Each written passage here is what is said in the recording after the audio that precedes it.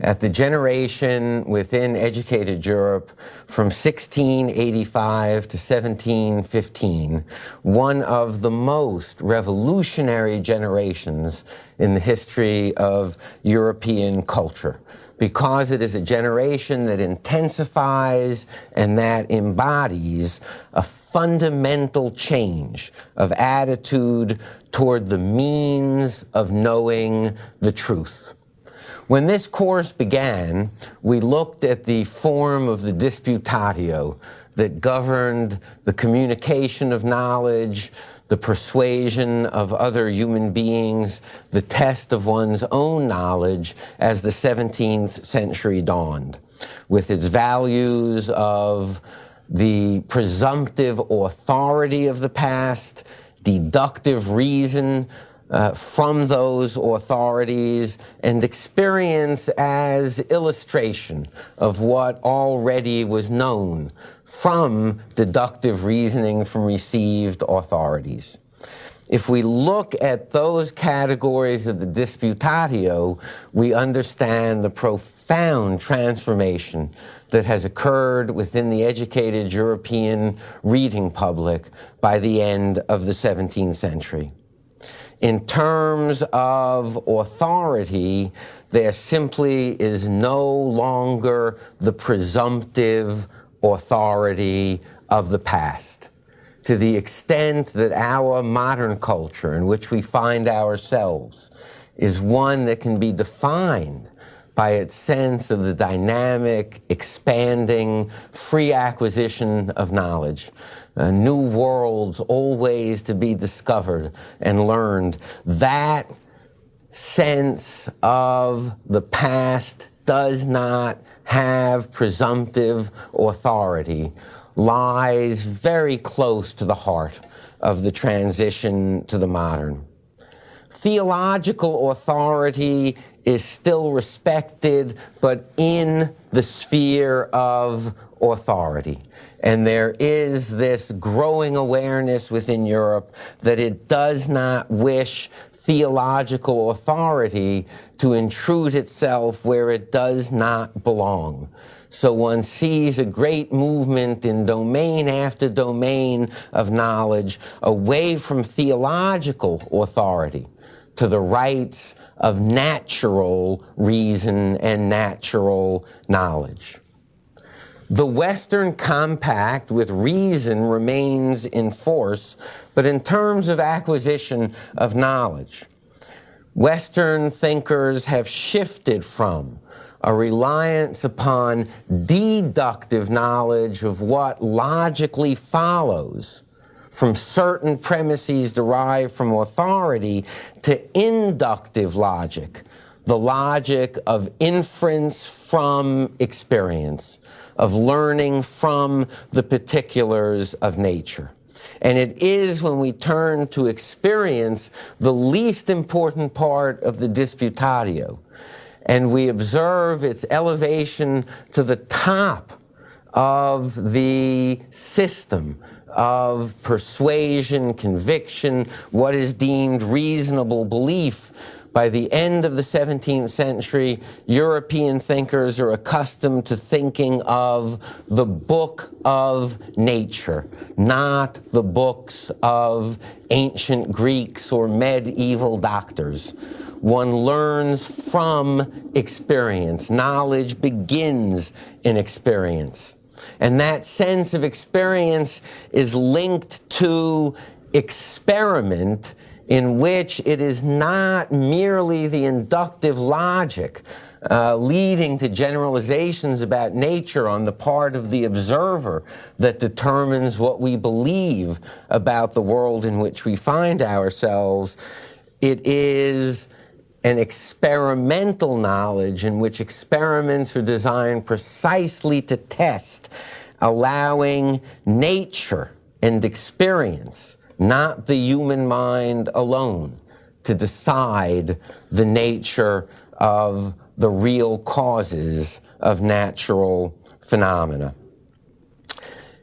And there must be, and the drama of the 18th century will be precisely that there is an analogy emerging in more and more minds from the 17th century revolution in natural philosophy to the means of new knowledge and re-examination of all claims of truth. If the past no longer has presumptive authority in astronomy, in physics, then the principle of the presumptive authority of the past has been broken, and that increasingly will be true in thinking about society, in thinking about politics, in thinking about all aspects of human and natural life. How not to feel the powers of this model of natural inquiry by the end of the 17th century when one looks back on its accomplishments. Kepler on planetary motion, Galileo on mechanics in motion, Harvey on the circulation of the blood, Gilbert on magnetism, Hooke on elasticity, Torricelli on air pressure and the vacuum, Boyle on pneumatics, Huygens on the pendulum and centrifugal force, and Isaac Newton on motion and optics and universal gravitation. These issues are not just theoretical for the late 17th century. They believe that they have seen the accomplishments of the new method of knowledge. And that is central to the new generation. A belief that Europe had acquired something that would alter both knowledge and the human relationship to nature. Method. That for the first time, human beings on this planet understood something about the proper methodical use of the human mind in the acquisition of knowledge. Rightly or wrongly from our 20th century perspectives, the generation from 1685 to 1715 increasingly associates the awesome accomplishments of 17th century natural philosophy, science, with induction from nature, ordered by reason into laws as general and as universal as possible, confirmed by rigorous experiment and experience, and wherever possible, put to the use and the benefit of humankind. People in this generation speak of themselves explicitly as new philosophers, and equivalents of that term exist in almost every vernacular language of Central and Western Europe. The self-image of the new philosophers is seen in their emerging heroes. So, having examined much of 17th century thought, let's pause here and ask what sides of our 17th century authors have become the legacy for the 18th century. It may be that from the perspective of 20th century philosophy, there are mutually exclusive schools of thought emerging out of the 17th century's intellectual revolution. But historically, it is simply a matter of fact that this generation and the early 18th century in general found in all of these authors sides, aspects of thought, ways of looking at the world that they now began to merge together as the new philosophy. From Bacon, they took the assault upon authority, above all, his doctrine of the idols of the theater, that we had worshipped falsely before philosophers, rather than learning humbly from nature. They took from Bacon a sense that induction moving from particular to general and testing by experiment was humble learning from nature. And they took from Bacon as well the belief that the freedom of natural inquiry meant freedom from religious and theological interference with the attempt to understand God's creation.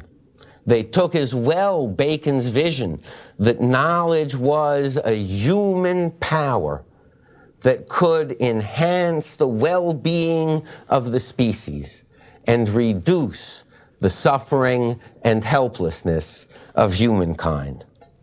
And they took from Bacon his central metaphor of method as more important than genius. It was not for them that Newton was more a genius than Aristotle. Who could be more a genius than Aristotle? It was that, as Bacon had argued, genius was like fleetness of foot, method like the right route from one place to another. And genius on the wrong path just sped more quickly away from truth, where even plodding on the right path, one arrived more and more closely to knowledge of nature. From Descartes, the new philosophers took the absolute right of philosophy to begin in doubt. There was nothing that had to be believed absent rational conviction. They took from Descartes as well the quest for order and clarity, that the world could be understood, could be made clear. And in the study of natural phenomena, they took from Descartes as part of this a belief in the mechanics of the natural world, that we could come to understand the laws, the mechanisms governing the natural order. From Galileo, they took the desperate need for the freedom of natural philosophy and the catastrophe of any interference with that freedom. They took from him his admonition that one must look in the books of nature, not in the books of man, and that the language of those books, the language of that book of nature was mathematics, and that we must mathematize our view of nature to arrive at those general and universal laws that would allow us to understand the real causes of the phenomena around us. From John Locke, they took the dramatic epistemological claim that all knowledge arises in and is bounded by experience. That where there is no experience, the honest human intellectual response is an admission of ignorance. And they would take pride in admitting ignorance of areas and issues and questions on which there was no experience from which to draw. They also took from Locke his sense that all complex knowledge was constructed from confirmable units of simple experience, and that all claims of truth upon us may be, indeed must be, examined in such a light. And from Newton, they took nothing less than the deep belief that nature was lawful and designed, that the human mind was able to see into its laws and designs, to see through nature to nature's God. They took from Newton wonderment that three laws of motion and the law of gravity, that there was a force, gravity, that varied directly according to any two masses whatsoever in the universe, and inversely according to the square of the distance between them, and that with such a mathematized formulation, both celestial and terrestrial physics fell into place. Newton gave them the very model of the power of an inductive system of empirical, natural inquiry. Now, much of how we characterize this generation, we do from hindsight.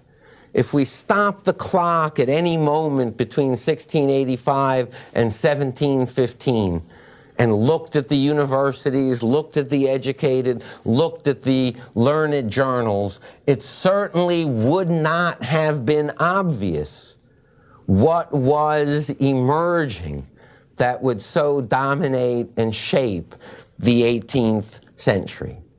For this period between the 17th and 18th centuries is still very much a mixed intellectual world. But the new philosophers are emerging. They are increasingly setting the terms of debate. And they are increasingly winning the affections of the growing reading public of Europe. If we looked at the universities, it would not appear that way. Their tradition reigns supreme. Aristotelian scholastics and their texts still dominate the universities of Europe.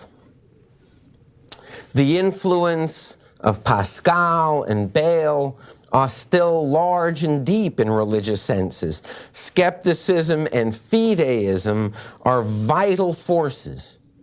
But fideism has been condemned in Catholic Europe, which insists upon rational and natural proofs of the essential preambles of the faith, the existence of God, indeed the goodness of God, indeed the immortality of the soul. And fideism and skepticism are about to be swept away in the wake of the Newtonian and general scientific revolutions by the new confidence in the natural philosophy. The new philosophy in this period from 1685 to 1715 has achieved profound theoretical strength and concrete accomplishments, and these are linked in the public's mind.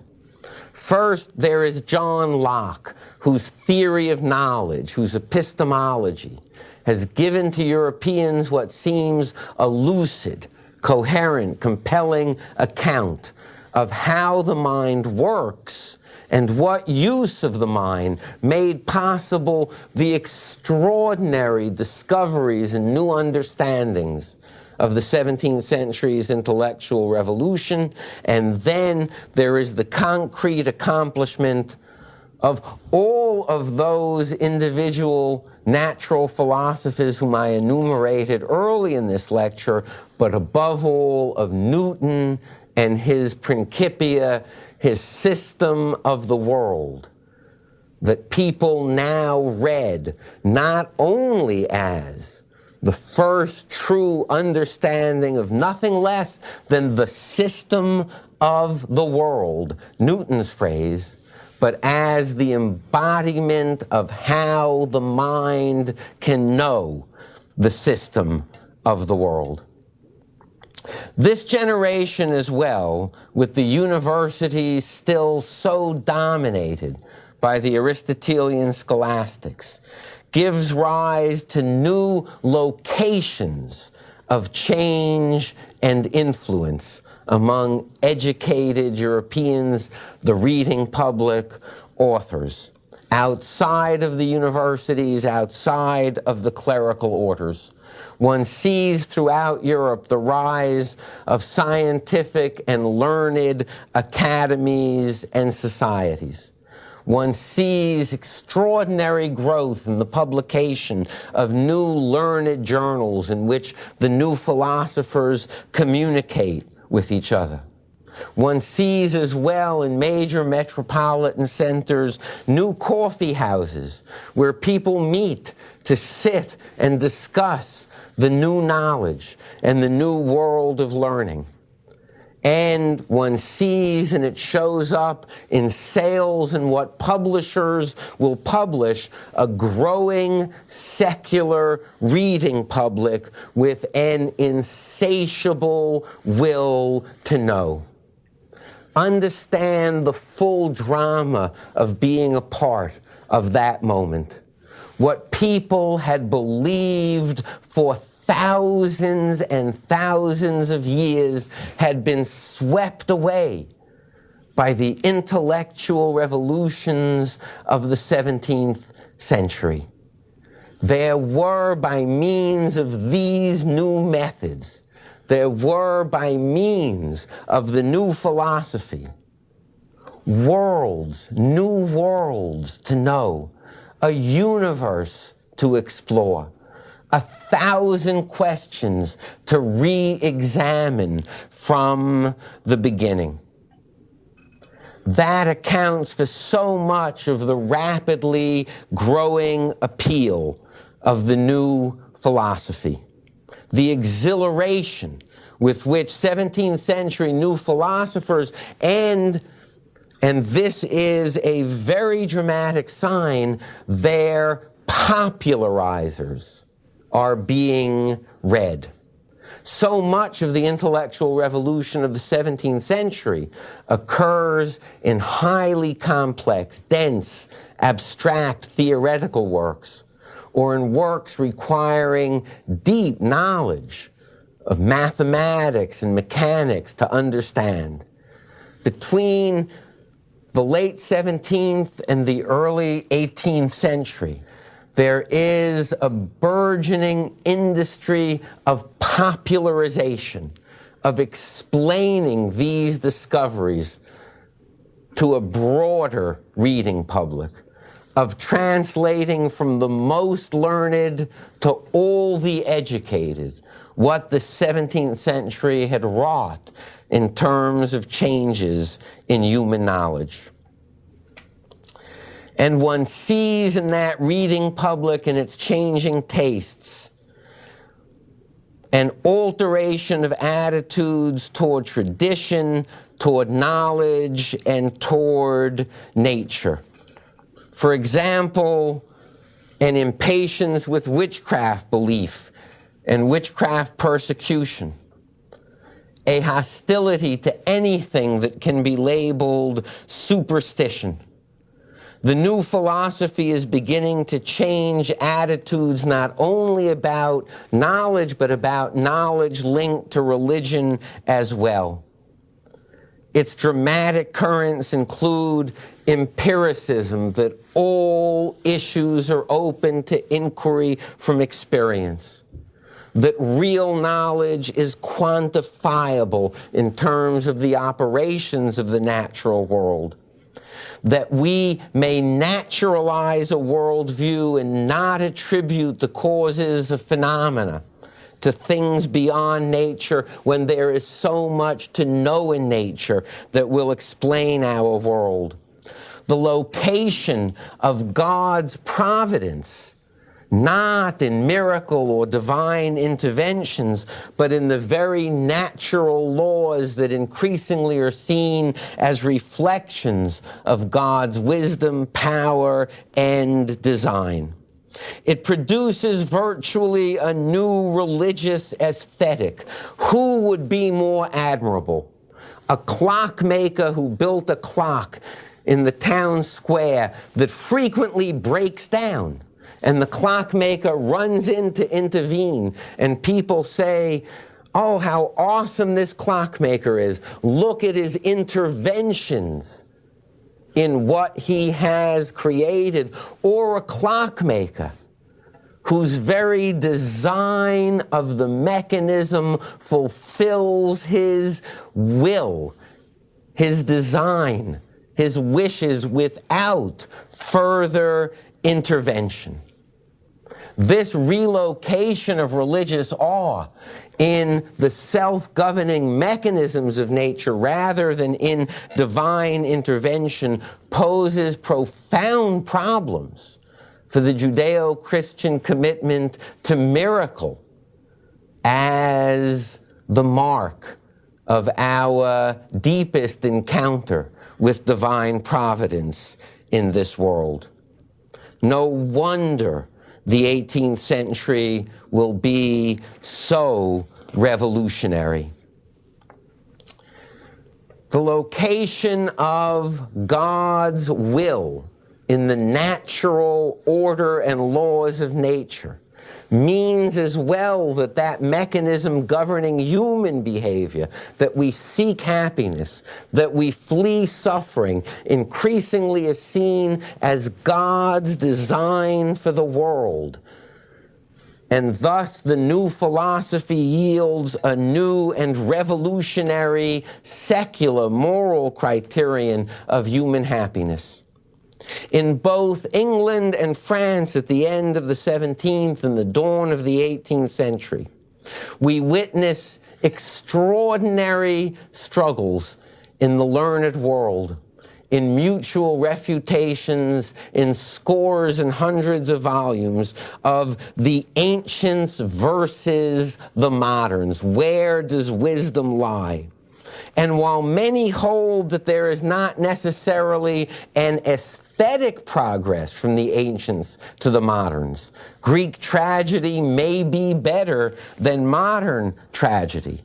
The new philosophers are winning the struggle for public opinion in the belief that knowledge and science are cumulative, that there is a progress in human knowledge, and that that knowledge is capable of producing a progress in human affairs. The ancients are not, from this perspective, the wise elderly minds of humanity. They came first. They are the children of humanity. We are the elders of civilization. We are those who have learned cumulatively and added to the storehouse of human understanding. And central to the new philosophy is the vision that the more we know about the real causes of things, the more we may change the world according to the heart's natural desire for human happiness and ease from pain. Across Europe, the learned impose, often upon a frightened populace, an end to witchcraft persecutions, because they no longer believe that crops fail for supernatural reasons, but for natural reasons that we may understand and affect. Cattle don't die because of diabolical or demonic agency. They die for natural reasons we can understand. People don't become ill or undergo changes of personality as a result of possession or supernatural agency. We are in a natural world. We may understand these things, and understanding them, we may alter them. This changes so dramatically one's experience of the world. What is it to live through a crop failure that one believes a punishment from God, or a crop failure that one believes is an understandable phenomena that may be altered by human knowledge and the application of that knowledge? And so, as the 18th century dawns, the view that a mechanized empirical inquiry into nature with rights of free inquiry will lead to, and it is a dramatic word for the 18th century, utility, the increase in well-being, the reduction in unnecessary suffering, becomes a part of central consciousness in the European mind. There are so many problems that accompany it. Miracle, Descartes' dualism, and the problem of what to do with soul in natural knowledge. But there is an emerging consensus that we must remove theology from areas not properly in its sphere, and we must devise a theology that is consistent with and evolving with increases in natural knowledge. These are both revolutionary phenomena that will further secularize the West. In so many of these aspects, we stand at the birth of modern consciousness, scientific, secular, inquiring, seeking a principle of authority apart from mere tradition and repetition of the past, but tempted by skepticism and leaps of faith, and above all, critical and for certain, confused by the range of choices it has created for itself. For better or for worse, we are, like the 18th century, the heirs of the 17th century mind, living in its light and living in its shadows. Thank you very much.